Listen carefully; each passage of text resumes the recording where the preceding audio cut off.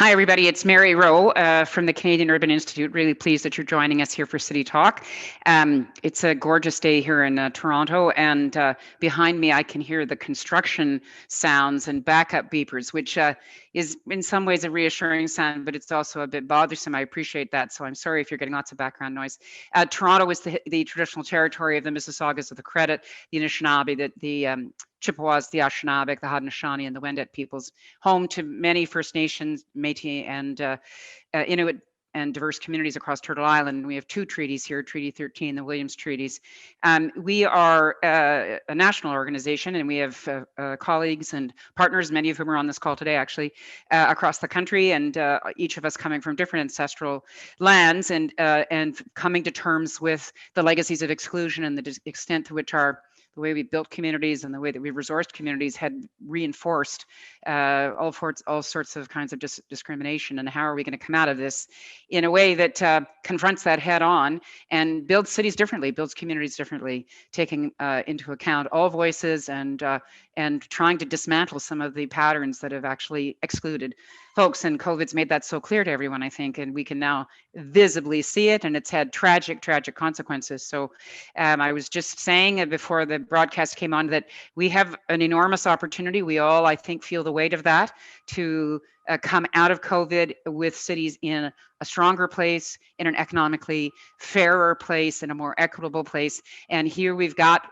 fabulous leaders to talk to us about how do we address that from a regional perspective, and what are the realities that we're seeing in terms of the economic challenges emerging. We have some things that were pre-existing that got worse, and then we've had some extraordinary shocks placed, particularly in our metro areas and downtown cores. And at CUI, we've been focused on two components of that: main streets and neighborhoods, and in downtowns and in downtown cores. And we're about to set into 5 or 6 weeks of heavy focus on what the future of the core, what we call restore the core, needs to look like. And we're really, really pleased to have this group of folks come on and participate with us, and for us to learn from each other and create those kinds of channels of connective tissue learning, so that we can learn faster and adapt faster and hopefully recover as equitably and fast as we can.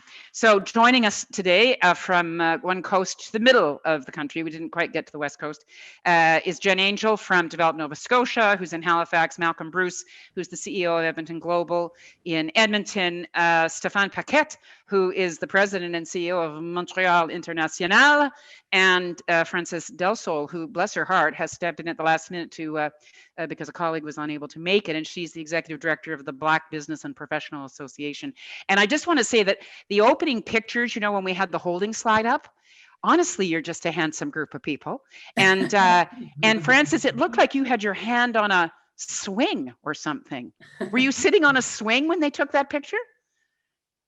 Hilarious. That's what I want to do. I want to be, you're muted, Frances, but I can see you nodding. So it just made me want to get out on a playground, since we're now, apparently we're allowed to go back onto playgrounds, and swing. So thanks for that little moment of just reminding us that there are different worlds other than our Zoom rooms. So if everyone on the chat could check in with us, let us know where you're coming in from. It's always good for all of us to see. There's lots of veteran city talkers, and we have listeners across the country and in the United States and in Europe too. So, and actually we have a regular person who comes in from South Africa. So I hope to see you're all checking in on the chat box so we know who we've got. And everybody remembers that we broadcast these live. We then post a video with some takeaways, and we also post the chat. So we encourage you to put questions and comments up in the chat.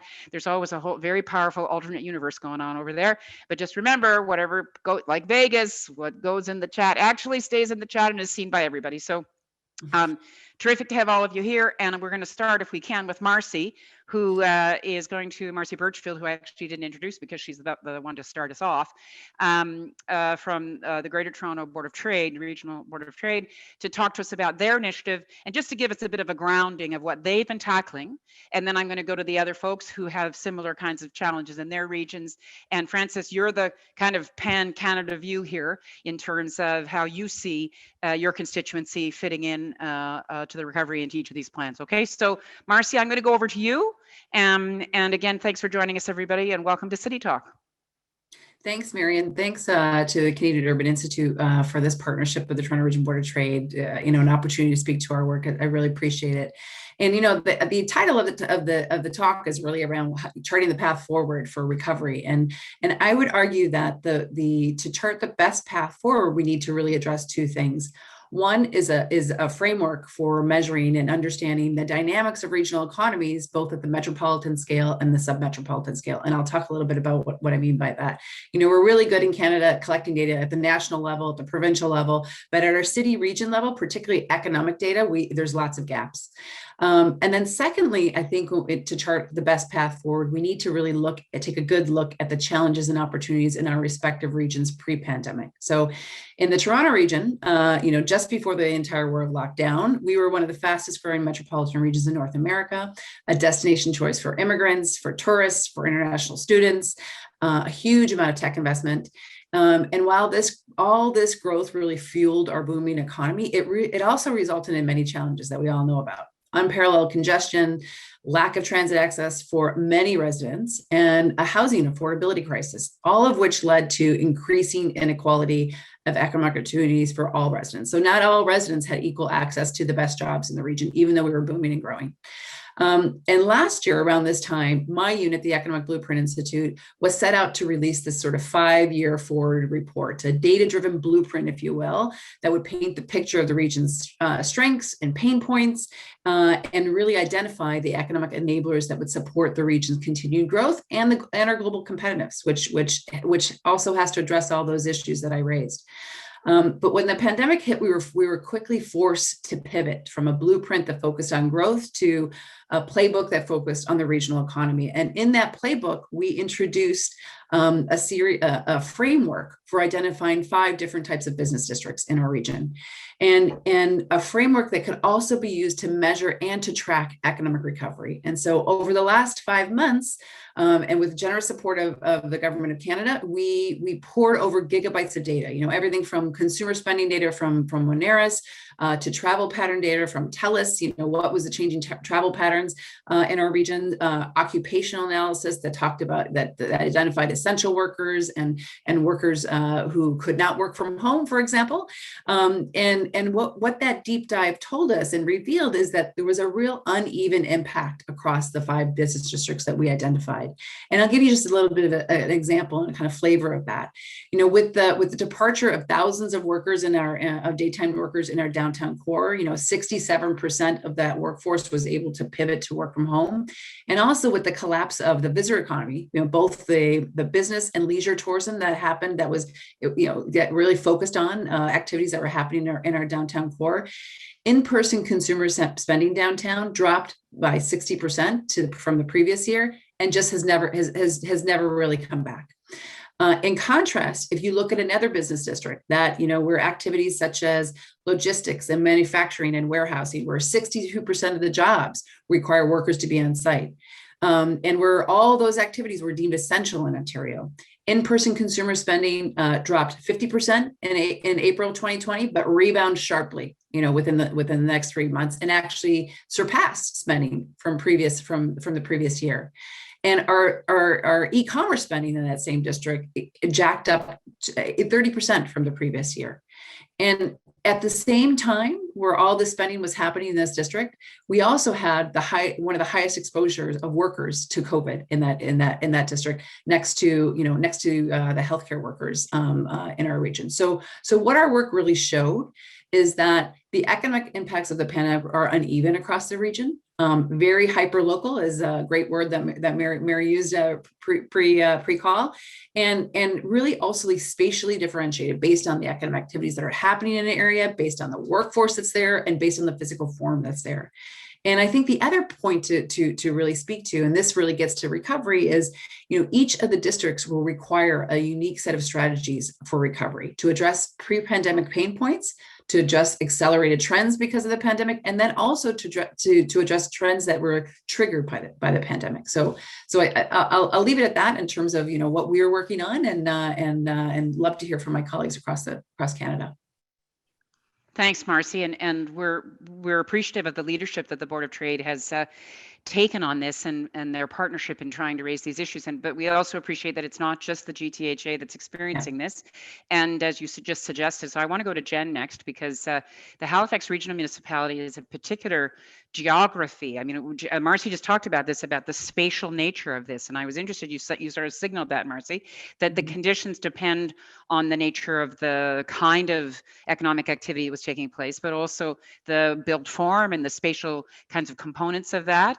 And we've been seeing that repeatedly in terms of where the incidence of COVID is, and also where the impact of lockdowns is and how that varies. And Jen, if you go over to the HRM, one of the things that I am repeatedly reminded by you and your colleagues, and your mayor especially, is that HRM includes lots of rural community. It's not just dense urban. So I'm wondering if you can give us a bit of a picture, remembering we've got listeners across the country. And actually, I'm just noticing, folks, if you're in the session and you send us a comment, can you switch your settings to panelists and all attendees, because otherwise only the 6 of us see it, and we'd be great. And so, for instance, Sana's coming in from Iran today. Andrew Muir, Andrew, you have a very Scottish sounding name, and you're coming in from Edinburgh. So I just want to remind folks to change your settings so that everybody can see that you're coming in. And we're very interested in perspectives, if you can offer them. If you're from another jurisdiction and want to put in something to augment the conversation, we're really pleased to hear that. So Jen, over to you in terms of what your perception is in terms of the kinds of challenges that you're seeing for your region. Yeah, thanks, Mary. And I'm really pleased to be joining the panel today from Mi'kma'ki. This is the ancestral and unceded territory of the Mi'kmaq people. And I work for Develop Nova Scotia, which is a provincial crown corporation. So talking about sort of cities today, but our purview is a little bit more broad than that. And as you pointed out, Halifax, the city, or HRM, the city, is a mix of urban and rural. Not unlike Marcy's kind of summary, COVID certainly revealed a lot of things that were already happening. So, things like deep inequity and, I think a difficult focus on growth at any cost. That is, I think, something that COVID has helped us to recover from, or through the recovery of COVID, I hope that we recover from. And I think that's where our minds have turned. So our work is really about placemaking and social infrastructure, and the power of social infrastructure to be a catalyst for well-being for people. So, everything from climate resilience and even regeneration to economic participation, equitable community building, and through that social infrastructure work over the years, it's been sometimes a challenge to be heard among competing priorities in hard infrastructure, or important priorities like health and education. And I think what COVID has helped to do is evidence that social infrastructure is a really critical platform for community coming together, for diverse community coming together, to build community, and also to build resilience. And Nova Scotia has done relatively well compared to other centers. Halifax has done relatively well compared to other centers through COVID. So at many times over the last year or so, things haven't felt that different from usual. We're now in a third wave and a bit of a lockdown, so certainly challenged now. But as we look to recovery, we see great opportunity in both continuing to prioritize social infrastructure so that the economy we rebuild is one where everyone can participate, and also changing the way we measure growth and progress to be focused more on well-being and subjective well-being than on growth at the expense of people and planet. Interesting to hear an economic developer talking about well-being, and how are we going to get that? Do we have the measures for that, I guess, is the question. Francis, I want to come to you next, because you're the person with the broadest purview here. Canada's history in investing in infrastructure isn't a particularly laudable or glamorous one. We built railways using basically indentured labor. We have a long history of these kinds of large investments without equity at all being centered in the either in what is being built or who it's being built by. So I'm interested what your perspective is and what are you seeing in the Black business community in terms of the priorities that your members are identifying. So welcome to City Talk, and interested to hear your perspective. And then I'm going to go to the men on the panel. So don't fall asleep, Malcolm and Stéphane. We're getting to you. Go ahead, Francis. Thank you, Marianne. I appreciate the opportunity to speak to you and this esteemed panel today. I'd say that COVID-19 exacerbated a problem that had already existed in the Black community for ages. And it is, as we speak economic recovery, it is critical that the populations like ours and the Aboriginal community that have historically struggled to find loans, to find investments assisted, because these businesses are at an elevated risk of closure, significant risk of closure, more so than the rest. And even I know that from a Canadian economic perspective, many of our businesses are, but I think the minority businesses are actually at a greater risk. And we did a survey at the BBPA, and the results were astounding. Yesterday, a survey came out from the Senate, and it involved a number of Black businesses that were asked to give their thoughts, and they interviewed Black entrepreneurs, and 37% of regular businesses said they 37% of Canadian businesses said that the emergency wage subsidy wouldn't help them. 80% of Black businesses said it wouldn't help them. 85% of Black businesses were worried about permanent closure. 98% of Black businesses believe that the government should make better enhancements to the programs. Another 98% said they had no more capacity to take on debt. And 20% of non-Black businesses were able to remain open. 7 to 8% of Black businesses felt that they could remain open. So the results of the survey was staggering when you looked at the state of Black business in Canada. And the survey that came out yesterday just legitimized what we have been saying for years, which is what we have been hearing from the Black businesses and the Black entrepreneurs. But it's not just the pandemic, it's the structure that has been built around not providing access to capital and funding. It's the ways that the financial institutions sees a Black business when they walk into that door. It's access to HR, to human resources. When we work in the corporate world, how do they see us before we even open our mouths? It's access to diversity and inclusion amongst the board. And when you sit at the board table and nobody looks like you, how can your issues then be brought to the forefront? So that's what we are dealing with as a Black community. But it is our hope that with the government's focus now on grants that the $221 million grant that has been geared towards the Black community will make a significant difference, if not for my generation, for at least the next one. But we are it's a good first start, but we still have a lot of work to do. The study that you are reporting from came out yesterday. Whose study was it, Francis? It was a study by the Black senators in the Canadian government. From the Senate, okay. Yes, so one of my colleagues will find it, get the link, and put it up in the chat so people can see this. I think this may have been something Senator Amidvar got started. I don't know if it was Ratner or others, but I think there was some. And part of the issue we've got, as everybody knows, I think, is that we haven't had the data we need. If there's anything we're going to wake up and come out of this with, it's going to be, holy shit, we need to collect better data at the local level, granular level.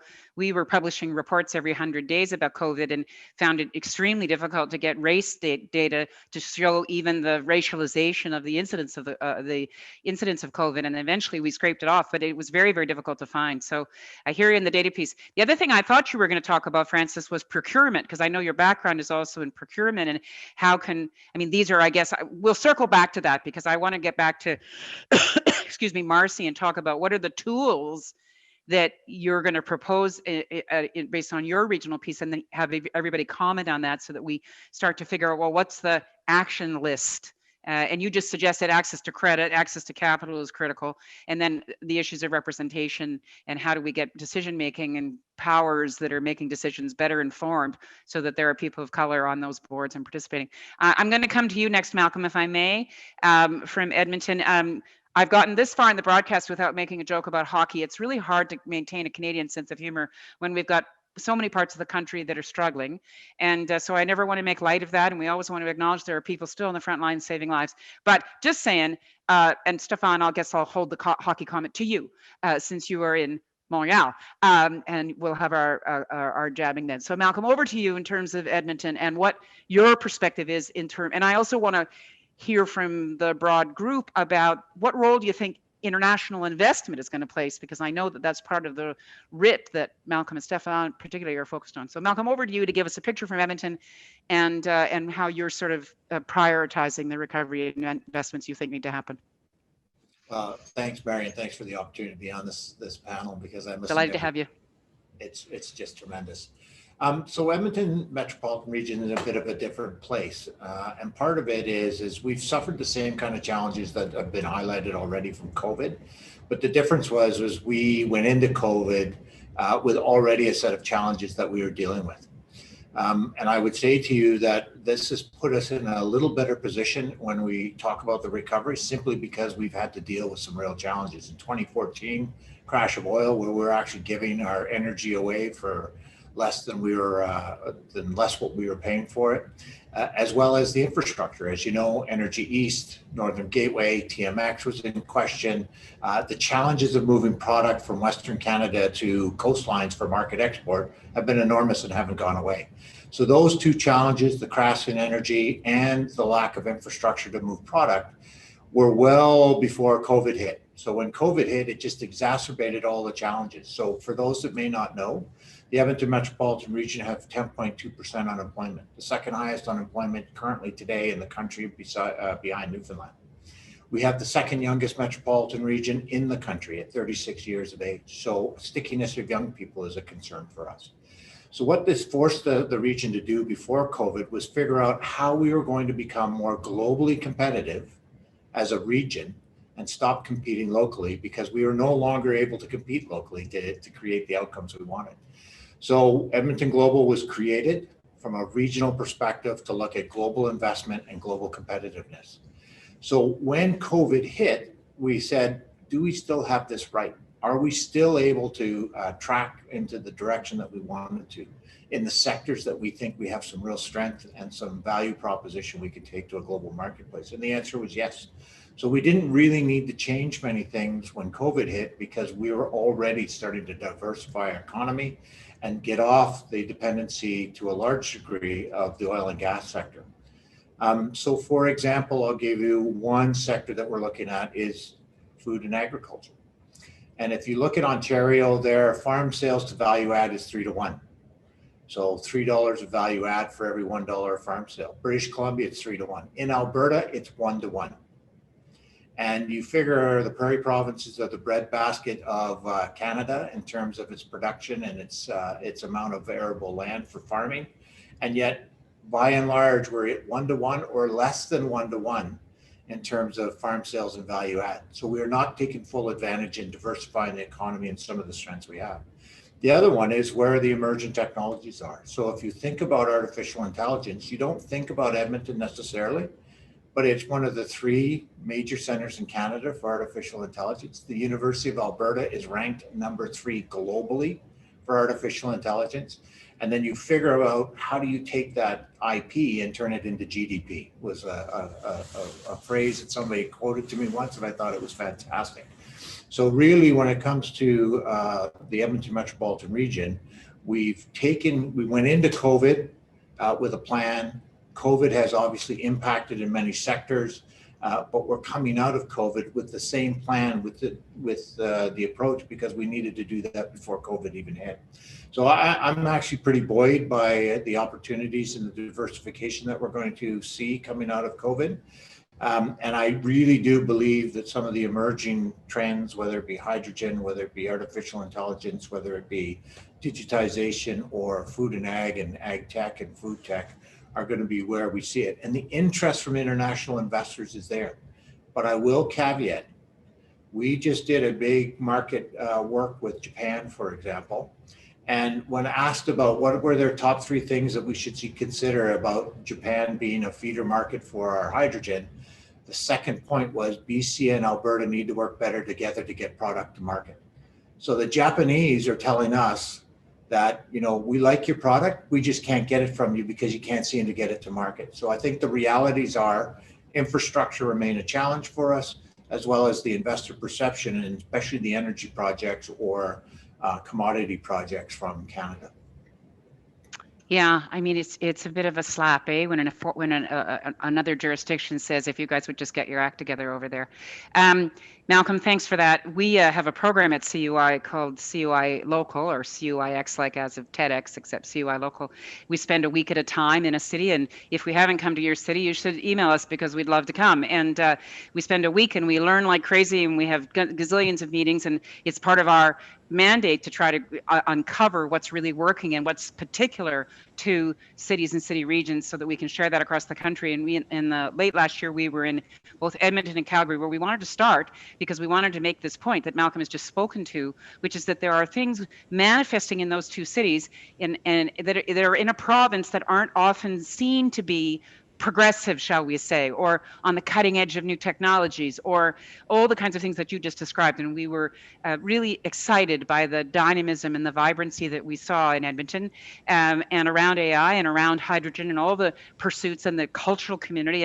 And we will next month be releasing our CUI Edmonton report and our CUI Local Calgary report early in June, and want to try to continue to lift up these things. And then in September, we're coming to Jenstown. We're going to be in Halifax doing a CUI Local there. So I appreciated you signaling this because I think it's important for people across the country to realize that there are these pockets of innovation and that we need to be sharing and talking more broadly about that.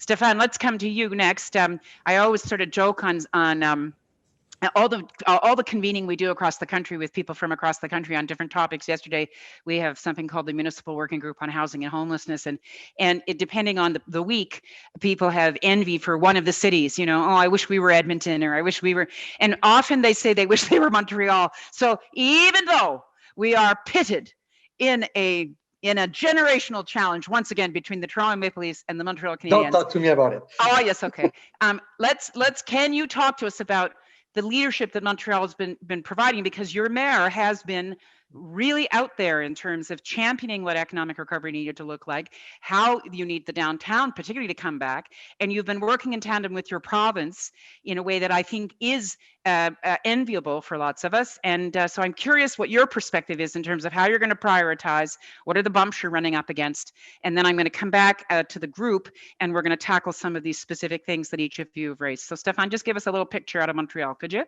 Well, the first thing, thanks for the invite. The first thing I'd like to say is when the COVID started, Montreal was really on a run. We were we had the biggest economic growth of all the major cities in Canada in 2018, in 2019. So we were just there. Everything was going well. Malcolm was talking about AI a bit earlier, but well, for the last 3-4 years in Montreal, we attracted the 40 foreign ones, projects in AI worth more than $1 billion.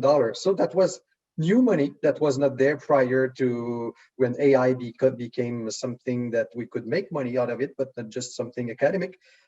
So Montreal was really on a roll. Obviously, the COVID first wave, everybody saw it. It was Montreal was hit pretty hard, but we did much better on the second and the third wave. And honestly, I'm listening to you today, and it's not the first time I have that feeling. But I think the mood in Montreal right now is a bit different than it can be in other places in Canada. We are already thinking, well, we're seeing the summer. We know the terraces are gonna open this week. The restaurants are coming back. And when I look at the Montreal's international results, like for the first quarter, we had the best first quarter in 2021 that we've ever had regarding attracting FDI. The value we had, and also the number of projects. We've never done so well. And last year, well, we had 10 out of 10 months of COVID. Obviously, we were lower than the year before, 2019. We were at minus 15% in value, but still we had a number of a record number of projects at 90 that we did attract. And also when we compare to the rest of the world was more or less minus 35% in FDI. We were at minus 15. So we did much better than the rest of the world. And I see the economy growing right now. In fact, we're almost where we were in terms of GDP prior to the pandemic, where we are now. There are not that many economies in the world that can say that. And so, yeah, I think the mood has changed. As I said, the first wave was very, very, very depressing, very sad. But nowadays, I think the governments have done a good job for the second and the third wave, and we're ready. And how could it look, this relaunch of the economy for us? Obviously, there's going to be a bigger focus on everything that's green tech, because we think with the hydroelectricity that we have, and we've already had a few projects on that, but we will put more focus on a green recovery than we could have thought we would have done normally. So that will be one of the focus for Montreal International in the coming years, because we think there's something to be done, and we think that also companies who were doing investment prior to that focus more on that aspect now. So we think that our sales pitch will be heard more receptive, will be received more positively. Let's put it this way. Marcy, I'm interested thanks, Stéphane. I'm interested how you have, in your efforts, how have you reconciled what you've just heard from Stéphane and Malcolm? I can hear some tension here around how much we recover our economy to attract foreign investment, and how much of it do we find ways to reinvest locally and create local jobs. And I have some apprehension, just saying, that if we go gangbusters, I mean, when you say, Stéphane, that the first quarter of 2021 you've done better, part of me, I mean, I'm celebrating because it brings money into the system and we need to recover, but part of me worries that we will just knee jerk back to something that wasn't actually serving communities as effectively as it could, and wasn't strengthening local communities. So Marcy, I know in your coalition you've had all those different interests in that mashup. How are you squaring that? How did you sort of see about that? How are we going to prioritize?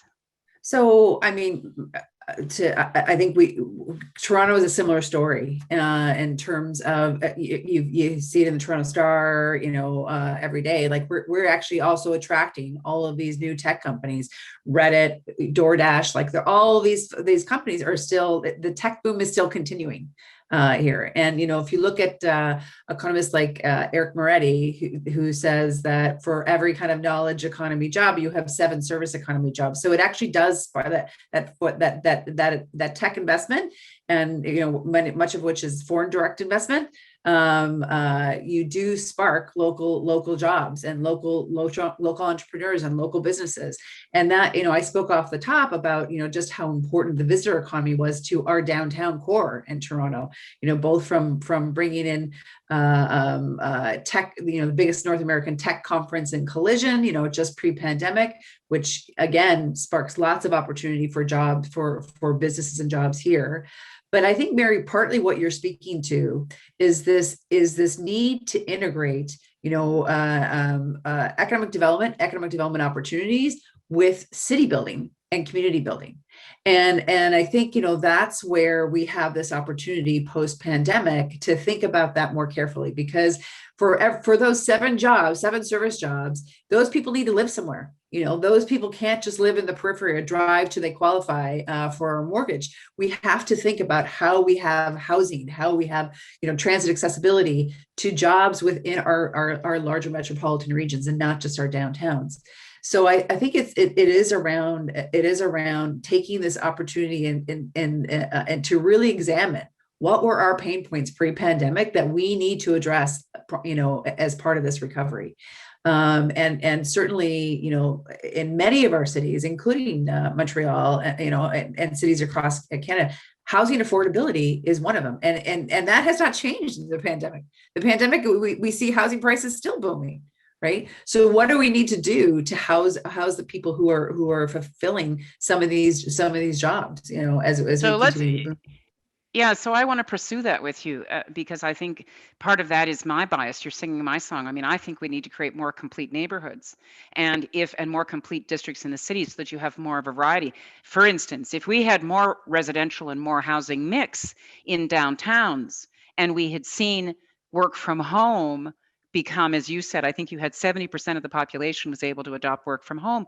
So if I had worked from home, which was actually, 4 blocks from where my office had been, then I dare say the service industries that were surrounding me in that downtown core would have stayed open because I would have still walked like I do in my neighborhood now. I walk over and get a takeout, whatever. And so I'm wondering if we can challenge ourselves, as you suggest, to make more complete communities and alter the mix, so that the more diverse a community you have of users and spatial organization, and you've got good transit, and you could potentially, I understand it's quite a large statistic actually in terms of Toronto's downtown core, quite a large statistic of those workers could walk into work. But Yep. I'm curious about that. If you sort of pushed that a little bit, or are you imagining that people will now live in Burlington or live in the GTHA, and then technology will enable them and they won't have to return? So what I've heard and what we're hearing is that we're going to have a hybrid model, A mix. Right. And that it's not going to be all just work from home like it is today. I mean, it can't be for many reasons in terms of collaboration. That's been a big part of both knowledge economy jobs and tech jobs. And, the companies that are coming to Toronto want to be part of a tech ecosystem. It's hard to be part of that tech ecosystem if everyone's dispersed across the region. But I do think that it is an opportunity. I mean, we're building transit in the Toronto region that is going to be more connective to more jobs and more communities.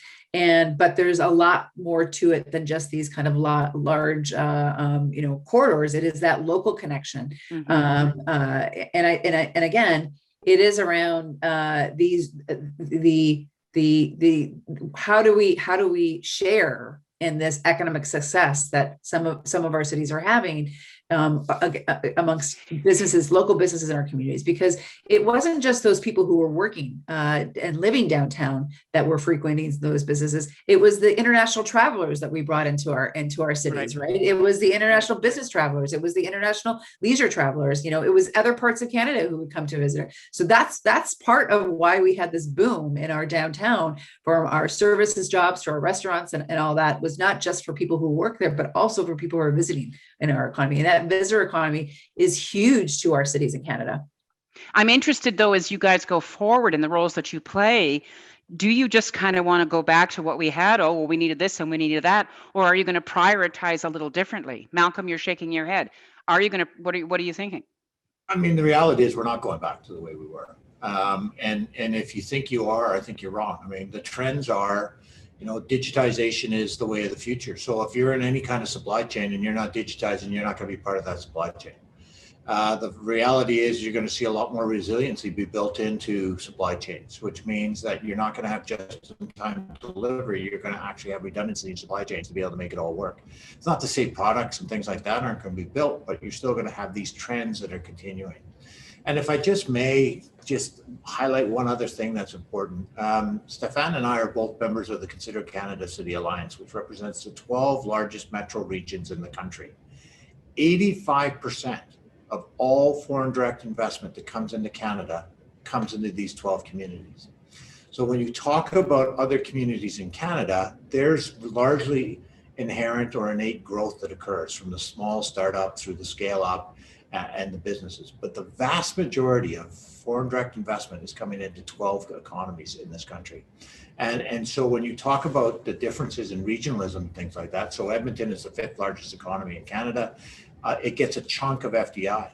It gets far greater FDI input than, say, other ones. So I think it's important to recognize as well, from a foreign investor looking into Canada, they're not going everywhere in Canada. They're going to very select destinations that provide a full range of services, whether it be logistics, educational requirements for talent, the innovation ecosystem, the quality of life they're looking for, all those kind of things that are factors when they come in. But can the ecosystem be made bigger? I mean, I hear you, Marcy, you're suggesting, well, proximity is important. I understand that. But on the piece that you just raised, Malcolm, about supply chains, Frances is saying that her constituency's been blocked out of supply chains systematically.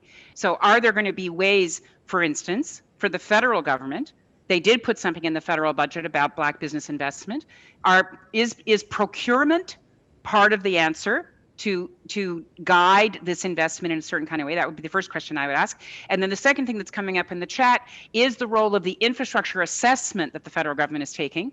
Are these tools to make some interventions to make a better spread, a better distribution? Frances first, and then I'm going to ask Jen comments on this. Disruption to the supply chain to make it more inclusive, and the notion of infrastructure as a tool to jumpstart in a certain direction. Frances first, then Jen. Thanks. I'll take the second question. Yes, infrastructure. Sure. Infrastructure has to dismantle and be built and be rebuilt to include those who have been excluded. That's the first thing. From a procurement perspective, as somebody with a background, my whole corporate life has been procurement. I know it isn't built for the small, and I'm sorry to be a fly in the ointment, but I have to speak here with Black lens. It has not been built to encourage or to include small Black businesses. And Black businesses are small to medium. We're not large. We're not multi-million-dollar corporations. We're still struggling to survive. So I know that it has not been built, and we're working now with organizations like the government procurement groups to try to build that and to include minority populations, Blacks and Indigenous, more specifically, to be able to access that constricted set of limitations that have been built, so that it just has not been possible. It just opening the door there's a cost to opening the door and stepping in, and when you don't have money to pay rent, that is not an option for you. Looking for government procurement is not an option for you. So we're working with the government organizations to try to rebuild that. But yeah, the infrastructure has to be broken down, rethought about including everybody, and rebuilt, and so that we can know that it is really inclusive of the Canadian mosaic. I mean, one of the common ways that is being talked about now in these infrastructure investments is that you build into the deal a requirement for community benefit agreements, and that those community benefit agreements have to produce jobs and procurement opportunities for minority-owned, Black-owned businesses and locally owned businesses. So that's one method. But I hope Malcolm and Stéphane are hearing my question here, which is that I think there's apprehension about foreign direct investment coming in, or even, Marcy, the suggestion that there'll be competition for these large companies that want to come in. And the question we're asking is, do those resources actually affect the parts of the Canadian workforce that we're not getting a share of this? And how do we actually introduce different kinds of rules or incentives or something? And I'm not sure community benefits agreement is the only answer. Jen, do you want to comment? And then I want to ask people about a question that's come into the chat about, we had talked about foreign capital. Someone's saying, should the Bank of Canada's rates be changed, and what would that impact be? So Jen, first to you, and then a broader question about finance. Go ahead. Thanks, Marion. I think it links back to your comment. It's odd to hear an economic developer talk about well-being. In fact, our value proposition as a growing economy in Nova Scotia is directly linked to well-being and quality of life and quality of place. And so we really think investment in quality of place and placemaking, which is not done well unless it's done with everyone, both engages broader participation, including by racialized and marginalized communities, which results in better thinking, but more innovation, better decision making, but also contributes to the attractiveness of Nova Scotia as a place where talent wants to live. And so while I hear a lot about ecosystems being rooted in place, I think I think the ecosystems of the future are very much distributed, and we're investing in internet for Nova Scotia right now to ensure that wherever you are in Nova Scotia, wherever your job is, you can do it from Nova Scotia. You can do it from the beach, or you can do it from a place where you can surf in the morning and be downtown in the afternoon. And so we're really doubling down on the quality of life and well-being that can be achieved in Nova Scotia as a way to attract talent, and attract talent from outside, and also participation by people already living here, which we think will serve us well, not only the social fabric, but also our future economy. Our municipal governments or provincial governments or economic development organizations that all of you work for, are they set up to take this holistic view that it's about investment and it's about placemaking and it's about, or do you have to kind of be the outliers and say that's the approach we're going to take? In the Consider Canada group, the Big 12, Stéphane, is everybody moving in the direction that Jen is, that it's got to be a kind of coordinated investment in places, or are there some still saying we're just going to get those factories and get them to relocate here and that's all there is to it? Well, I can't talk for 11 of my colleagues, but right. But you do listen to them. You do talk to them. But what is true for sure, and yes, I'm very proud of attracting FDI, and yes, my mandate is to attract the most FDI I can in the best sectors I can. But I would be stupid to think that bringing them in a poor city, where poor neighborhoods, where it's dull, where there's no fun, there's no restaurant, that it would be an easy sell. It would not be.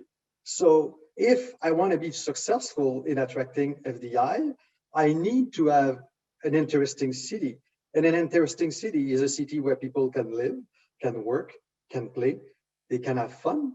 And I often say prior to COVID that you can go in the US in some cities and you have that kind of donut cities where nothing happens downtown. It is not very interesting for a foreign direct investor to go there. And why isn't it? Because they need their talent.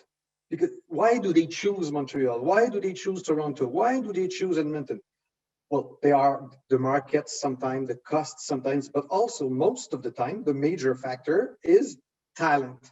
So if you are to go in Edmonton or Montreal and say, well, I want to go there and I need 500 people, you better have a nice city. You better have a city where the neighborhood is interesting. So your employers will be happy. They will stay there and they will have a cost of living that will be fair, and that everybody will be a winner in that case. And when I bring FDI to Montreal, one of the key factors, one of the metrics I look at is how much do they pay? What's the average salary?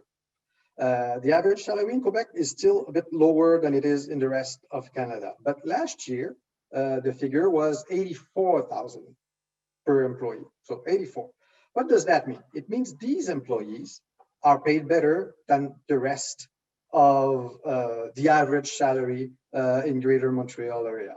So what does that mean? If they earn more money, it's not a bad thing. The good thing is they're going to go to the local shop, the local street. They will have money to go to these places and make sure that the main street stays alive, be it in downtown Montreal or other main streets that we can have around. Because I have 82 municipalities I'm covering. So, but that is the reality. We need to. What we do when we attract direct investment is we take money abroad and we bring it back in our downtown or in our suburbs, and we make sure that this money spent there. And I posted on the chat, it's not just for the workers, but also the foreign entities in Quebec last year, in 2018, that's the last time we have the figure, they bought for 17 billion worth of different material to local suppliers.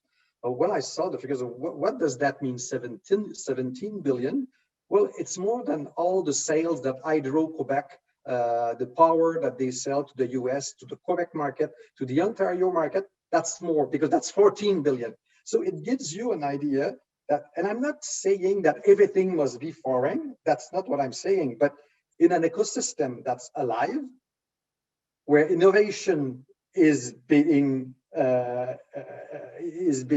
valued, you must have also foreign entities that bring different way of doing things, that bring different ideas, and that give you, for the SMEs who are present on your territories, access to foreign markets, because you can sell to the big guy in front of your shop, and this product, without you even know it, it's going to be sold in Tokyo, in Los Angeles, or somewhere else in Europe. So that is one of the main characteristic of FDI. And I'm not saying, again, nothing. I would not be in favor of an economy only open to foreign entities. That's not what we're saying here. But there is value to have an open economy where these players can come and bring their own contribution.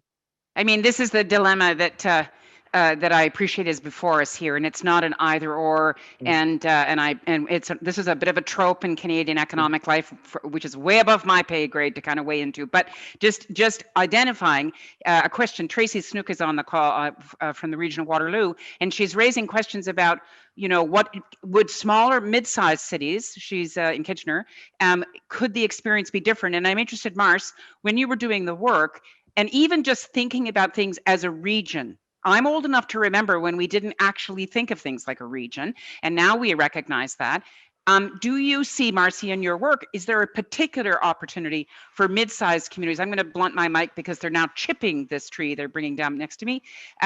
Are there opportunities for those smaller communities? And can some of the inroads that Francis is asking for and that others are advocating for, maybe they can be more quickly realized in small communities who can wrap their arms around the policy levers they've got access to and make some changes, and then the big guys will learn from them? What are you observing in the GTHA? So some of the work that we did prior to this current work was a report called Shaping Our Future, and certainly when I talk about our region, Kitchener-Waterloo, the innovation corridor is part of that, right? For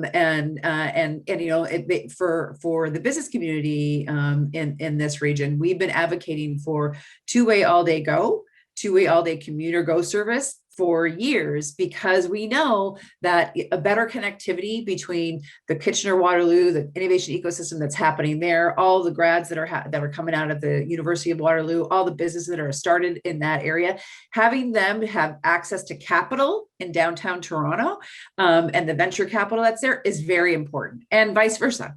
Right. So having better connectivity in our larger urban regions to include connectivity to these other will absolutely make a difference from the perspective of just allowing more connections to economic opportunities for all residents of the region. Can you do it without governance? I mean, I want to go to Malcolm, who's saying he can't get Alberta and BC to reconcile. What do you do when we don't have regional government? We have some. But have you found another way? Because otherwise we're back into a big monster conversation. But is there a way to do it without changing? Do we really want to raise the G word, Mary? Yeah, that's right. Or the Constitution word, the other C word. But is there a way to cobble this together in a new kind of way? So I think there are collaborative models of bringing people together. Certainly, CUI has been part of bringing city managers together. There are political representatives in our region that are coming together as well. The mayors and chairs of our region are coming together. I think for a region like ours, it's pretty hard to reinforce a top-down regional governance. So we have to. We have to do something in a different way that's bottom-up and then also top-down. There has to be some sort of in-between. And I think that we can do this by forging voluntary kinds of relationships. One of the things that came out with this group that we brought together along the corridor for this recovery playbook was talking about the opportunity for local entrepreneurs in the procurement process of local municipalities. And a lot of those municipalities, that what we heard was the reason why, they won't put in a procurement contract, favoring certain local actors, is because they're afraid of some of the free trade agreements, like breaking the rules of the free trade agreements. And a lot of that is just perception. And I think other levels of government can actually address that to make it easier for more local entrepreneurs, Black entrepreneurs, BIPOC community, to be part of those, to be advantaged in some of those local procurement contracts for municipalities. But again, the resources are not necessarily there at the local municipal level to say, okay, can we do this legally? And so the default is let's just avoid it. So I think there are actually other ways of bringing in the local entrepreneurs into these local procurement contracts, by again having other levels of government reinforce what the rules are and what you can and cannot do. I mean, so much of this is about workarounds and wiggle room and gee, we found a way and everything.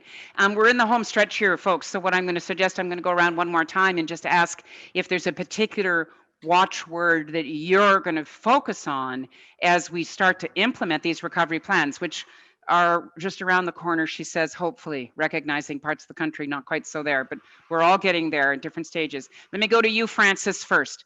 Particular word, watchwords, what do you think we should double down on and focus on? Inclusion in the process. The process is big, everything, inclusion. In actually engaging the process. So for instance, the infrastructure assessment process has to be inclusive. The suggestions that Marcy was just making around, are there local kinds of, you call them voluntary. Let's come up with a sexier word than voluntary, because voluntary sounds sort of optional. But I like this idea that we're going to cobble together innovative ways of working together to get results or something. I don't know. And that those have to be inclusive. Am I hearing you right? Okay, Malcolm, you. Leadership. And I say leadership because it takes leaders to create the outcomes we're looking for. And if there's a willingness to get things done, then we get things done. So where do you see leadership needing to come from? From all levels. And I'll start with just a simple example, interprovincial trade barriers. Sure, we have a free trade agreement amongst the provinces since 2017, but there's 137 barriers in place. So it is easier to set up shop in Montana than it is to set up shop in Ontario from a Canadian corporation. So things like leadership at all levels, once they determine what the problems are, whether it's inclusiveness or other things, to get the problems done. And I think there's been a significant lack of that, and it's noticed from international investors. I'm interested in your call to leadership, because one of the things that I think we've witnessed through the last 16 months is that leaders come at all scales and at all levels, right? And it's not always who you expect. And we all have anecdotes about this, about some person or organization that just rose to the challenge. And I think that part of it is, how do we make room? At the very beginning, Marcy was talking about what are we doing to enable economic recovery. And so I hear that from Francis too. Let's get the obstacles out of the way so that we can enable people to take on the leadership that they're capable of taking on. And honestly, folks, looking at all of us of a certain age, within 25 years of each other, just saying, this is the opportunity of our generation. If a global pandemic can't push us into where we need to be, good heavens, what's it going to take? Okay, Stéphane, a key theme from you. Sustainability. I thought you said I was trying to read inability. Okay, sustainability. Yeah, lots of comments in the chat about this isn't worth doing if in fact we can't reduce emissions and make this a green recovery. Is that what you mean by sustainability, or do you mean economic as well? That's exactly what I mean. So we need the relaunch of the economy. Everybody said it should not be exactly the same, and I totally agree. And where I see a big difference is that we must do more. And I think the different companies we're talking to really, there's been, the COVID helped them think that way. I'm not saying they were at 0 and now they're at 100%, but let's say they were at 20 and now they're at 75. So we're there. I think things are changing and they need to change faster. Last word to you, Jen. Yeah, so I like all of the words, but I think it is community. There is a reinvention imperative, and it is not a top-down solution, and we need all voices at the table, including and especially those voices that have not been there before. I'm convinced the big ideas live there and in the intersection of those voices with the usual suspects. So it's ground up and all hands on deck. Marcy, thanks for co-sponsoring with us. What would you say to close us off? I would say reimagining the way we do things. Absolutely reimagining the way, what is the art of the possible to do things differently on the other side of COVID. Okay, on that very challenging set of parameters that each of you just provided. Thank you so much for joining us on City Talk. Marcy, thank you for sharing the report with us and having these conversations. We're going to do more and more of these because the economy is not going to recover overnight, and we want to see and continue to watch and pay attention to see what's really happening in our downtowns and our main streets and in our economics, in our economies around us.